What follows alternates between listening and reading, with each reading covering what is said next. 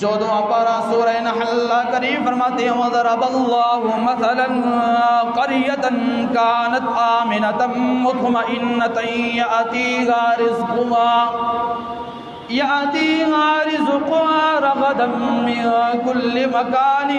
فَكَفَرَتْ بِأَنْعُمِ اللَّهِ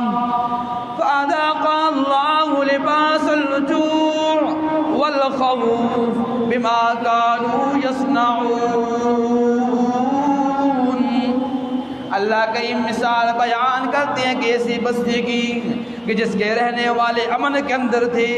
بڑے مطمئن تھے، اللہ نے ان کو امن دے رکھا تھا،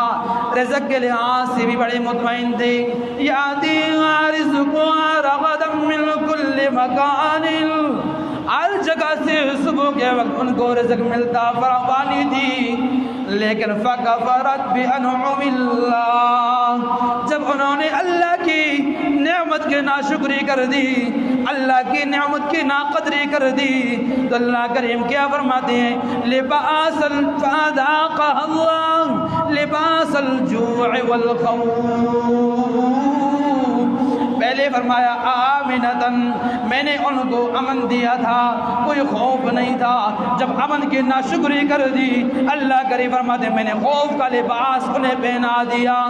یاتیہا رزقها رغدا، ہر جگہ سے انہیں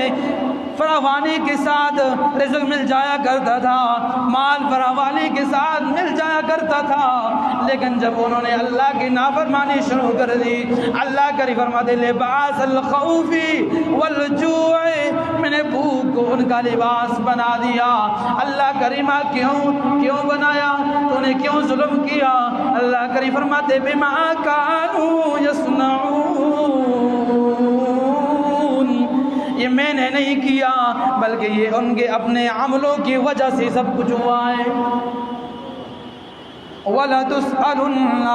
يَوْمَئِذٍ عَنِ النَّعِيمِ، آج چپے چپے میں مساجد موجود ہیں، نماز پڑھنے والے کترا جاتے ہیں، آج جمعے کا دن ہے، 14 اگست ہے، لیکن اپنی مساجد کو بھی دیکھ لینا، ذرا پارکوں کو بھی دیکھ لینا، وہاں کتنا ہجوم ہے، لباس کو دیکھ لینا کتنا ہجوم نظر آئے گا، رقص کرتے لوگ نظر آئیں گے، باجے بجاتے لوگ نظر آئیں گے، لیکن کسی نے بارگاہ عالم میں آ کے سجدہ کر کے اللہ کے سامنے 2 رکعت شکرانے کے لیے ادا کیے ہوں گے۔ اللہ کریم ہمیں اتنا بڑا ملک، عظیم ملک، امن والا، مطمئن والا، جس کے اندر ہم نماز پڑھیں کوئی پوچھتا نہیں، جس کے اندر ہم شرعی اصولوں کو بجا لائیں کوئی پوچھتا نہیں، جس کے اندر ہم پردہ کریں کوئی پوچھتا نہیں، جس کے اندر ہم اپنے معاملات کو شرعی اصولوں کے تحت